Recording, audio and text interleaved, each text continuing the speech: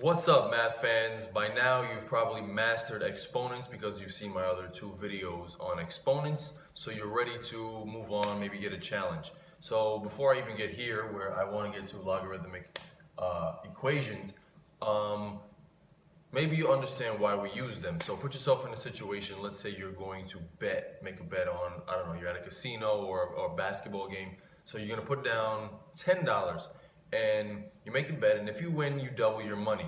But if you double your money, you're so confident you're going to leave all that money that you have and make another bet and let that double. And the more you win, you just keep on betting and hope that it keeps on doubling.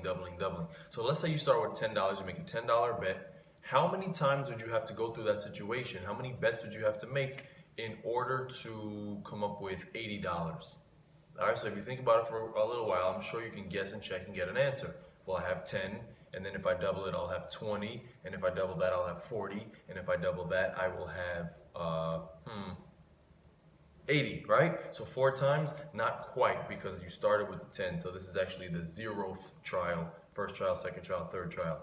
All right, so it'll take you 3 times. Now, let's see if that makes any sense using actual math. So if you were awake when I was teaching exponential growth, then you understand this formula here. A times b to the x is equal to y.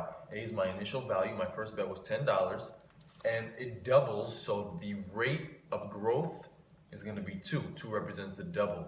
Remember, if this number is bigger than 1, it's going to grow. If it's smaller than 1, like a fraction, it's going to shrink.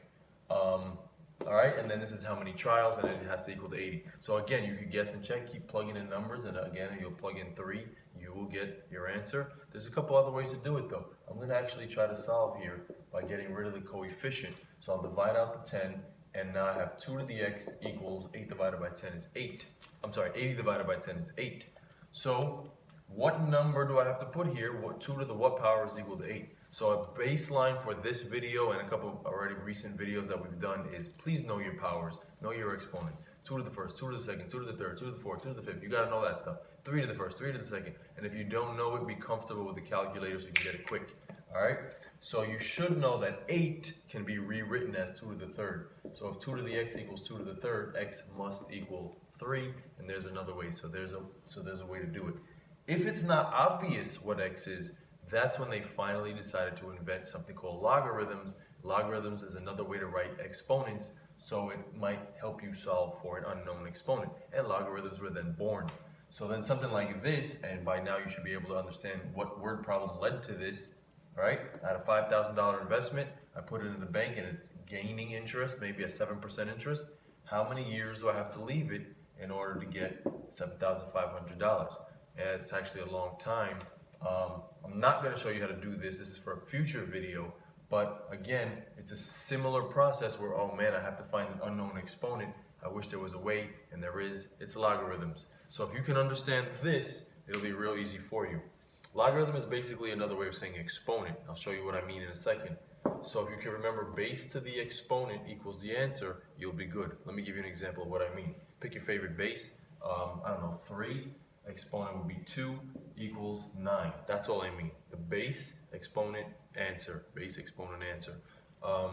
Now, what's a logarithm? Like I said, it's an exponent. So, I'm going to write the word log. The base is the original base from how you're used to seeing it. So, log of base 3, log with base 3. Now, my answer was 9 now, so the 9 is going to go here. Of 9 equals the exponent, or is the exponent. So let's see here. My exponent was 2. Okay, so this can just be rewritten like this. So again, the log is kind of another word for the exponent. So the exponent is 2. The exponent is 2. The exponent where the base is 3 is 2. The exponent of 9 where the base is 3 is 2. So that's kind of what it means, but in short, just remember base, exponent, answer. So you look here, base, exponent, answer. Here's some applications, so it gets a... Let's look here. Log with base 6 of 36. What is that? Evaluate that. I don't know, I don't get it, I'm not sure. If you don't know, I guess the answer is x.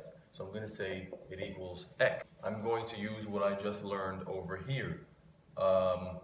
Base exponent answer can be rewritten as base exponent answer. So the log with the base 6, okay, so I got the base is 6. The exponent is going to be the x, 6 to the x, and the answer is 36. So that's how I can rewrite that, okay?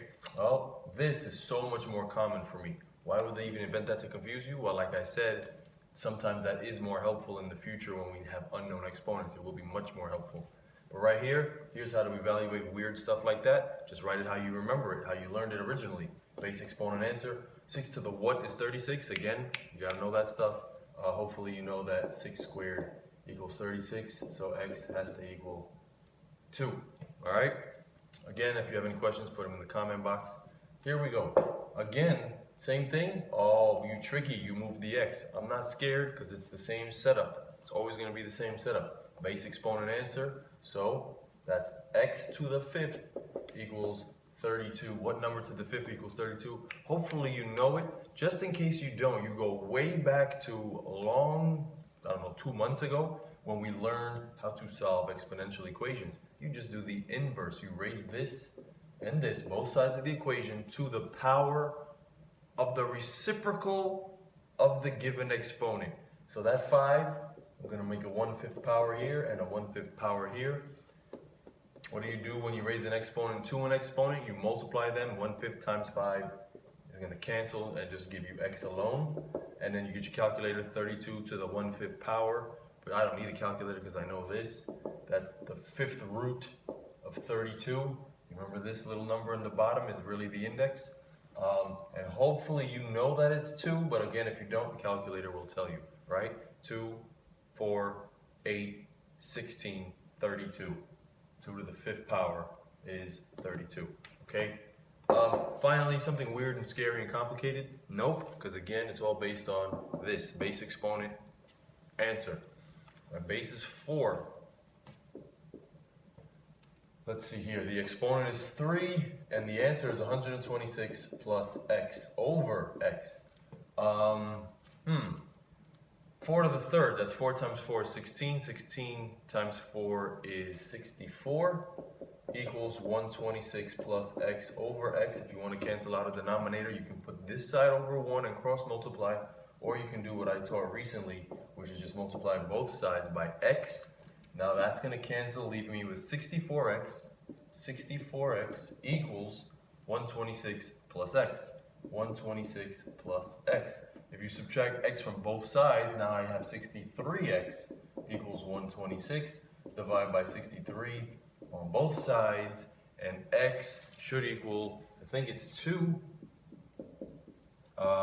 Please check my math, and if you have any questions, again, leave it in the comment section. Again, base is here, base is here, base is here. I know you grew up with the common base. How many fingers do you have? 10. So you're living in a base 10 world. If you deal with computers, you know computer programming is usually zeros and ones. That's called a base 2 world. There are a couple other popular bases, but for the most part, these are not very popular. I'm just giving you examples to show you how to manipulate them. All right, thanks for watching. See ya.